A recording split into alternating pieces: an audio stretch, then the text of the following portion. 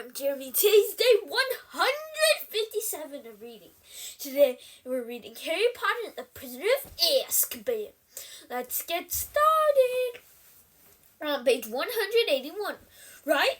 So if Hufflepuff loses to Ravenclaw and we beat Ravenclaw and Slytherin, Hufflepuff will have to lose by at least 200 points, said George. But if they beat Ravenclaw, no way! Ravenclaw is too good.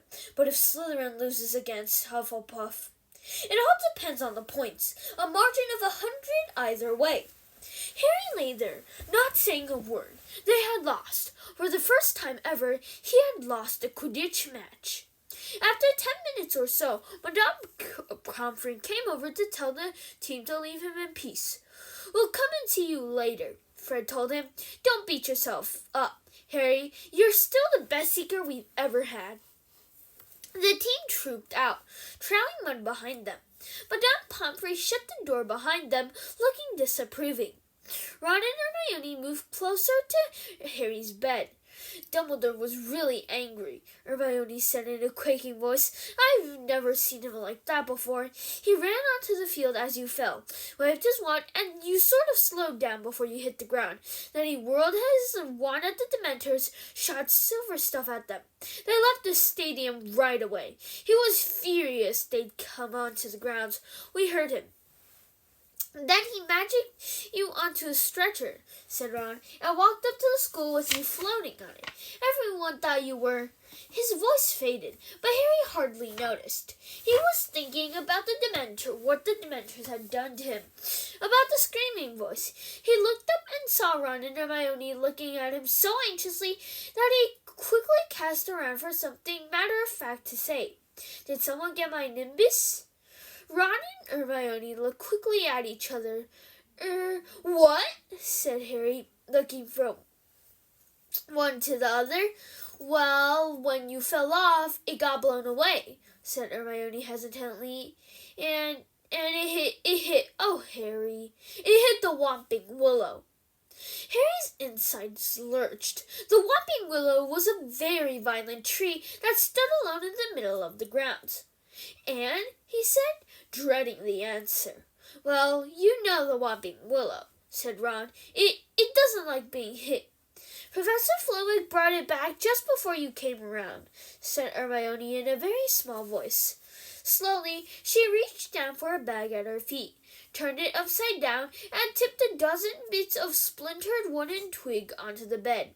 The only remains of Harry's faithful, finely beaten broomstick. Chapter 10. The Marauder's Map. The Marauder's Map. Actually, according to my calculation. Okay, no. Madame Pomfrey insisted on keeping Harry in the hospital wing for the rest of the weekend. He didn't argue or complain, but he wouldn't let her throw away the shattered remnants of his Nimbus 2000. He knew he was being stupid, knew that his Nimbus would be beyond repair, but Harry couldn't help it. He felt as though he'd lost one of his best friends. He had a stream of visitors, all intent on cheering him up. Hagrid sent him a bunch of earwiggy flowers that looked like yellow cabbages, and Ginny Weasley, blushing furiously, turned up with the get-well card she had made herself, which sang shrilly unless Harry kept it shut under his bowl of fruit.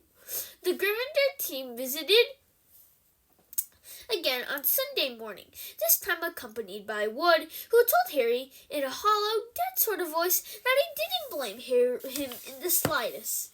Ron and Hermione left Harry's bedside only at night, but nothing anyone said or did could make Harry feel any better because they knew only half of what was troubling him. What the... Okay. He hadn't told anyone about the Grim, not even Ron and Hermione, because he knew Ron would panic and Hermione would scoff. The fact remained, however, that it had now appeared twice, and both appearances had been followed by near-fatal accidents. The first time, he had been nearly run over by the night bus. The second, fallen 50 feet from his broomstick. Was the groom going to haunt him until he actually died? Was he going to spend the rest of his life looking over his shoulder for the beast? And then there were the Dementors. Harry felt sick and humiliated every time he thought of them. Everyone said the Dementors were horrible, but no one else collapsed every time they went near one. No one else heard echoes in their head of their dying parents, because Harry knew who that screaming voice belonged to now.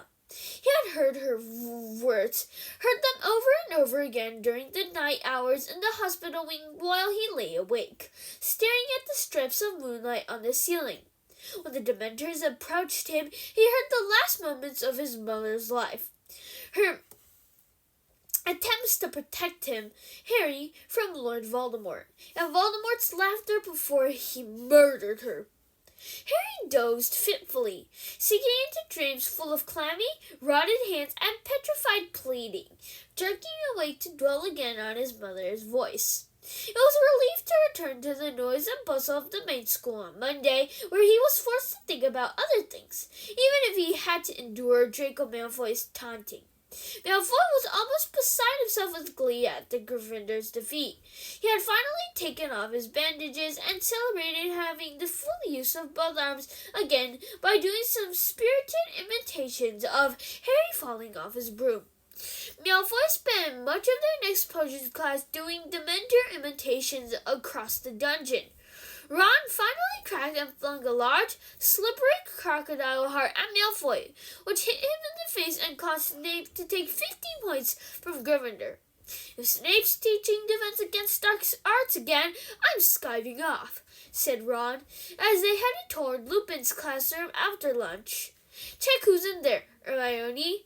Hermione peered around the classroom door. It's okay! Professor Lupin was back at work. It certainly looked as though he had been ill. His old robes were hanging more loosely on him, and there were dark shadows beneath his eyes. Nevertheless, he smiled at the class as they took their seats, and they burst at once into an explosion of complaints about Snape's behavior while Lupin had been ill. It's not fair. He was only filling in. Why should he give us homework? We don't know anything about werewolves. 2 rolls of parchment. Did you tell Professor Snape, we haven't covered them yet? Lupin asked, frowning slightly. The babble broke out again. Yes, but he said we were really behind. He wouldn't listen. 2 rolls of parchment! Professor Lupin smiled at the look of indignation on every face. Don't worry, I'll speak to Professor Snape. You don't have to do this essay. Oh no, said Hermione, looking very disappointed. I've already finished it. They had a very enjoyable lesson. Professor Lupin had brought along a glass box containing a hickey-punk, a little one-legged creature who looked as though he were made of wisps of smoke, rather frail and harmless looking. Lures travelers into bogs, said Professor Lupin as they took notes. You noticed the lantern dangling from his hand? Hops ahead. People followed the light. Then the hickey-punk made a horrible scratching noise against the glass. When the bell rang, everyone gathered up their things and headed for the door, Harry among them. But wait a moment, Harry, Lupin called. I'd like a word. Harry doubled back and watched Professor Lupin covering the hickey-punk's spots with the cloth. I heard about the match, said Lupin, turning back to his desk and starting to pile books into his briefcase. And I'm sorry about your broomstick. Is there any chance of fixing it? No, said Harry. The tree smashed it to bits. Lupin sighed. They planted the Whomping Willow the same year that I arrived at Hogwarts. People used to play a game, trying to get near enough to touch the trunk. In the end, a boy called David Gudgeon nearly lost an eye, and we were forbidden to go near it. No broomstick would have a chance. Did you hear about the Dementors too? Said Harry with difficulty. Thank you, everyone. That's all for today. Bye. See you tomorrow. Dun, dun, dun, dun, dun.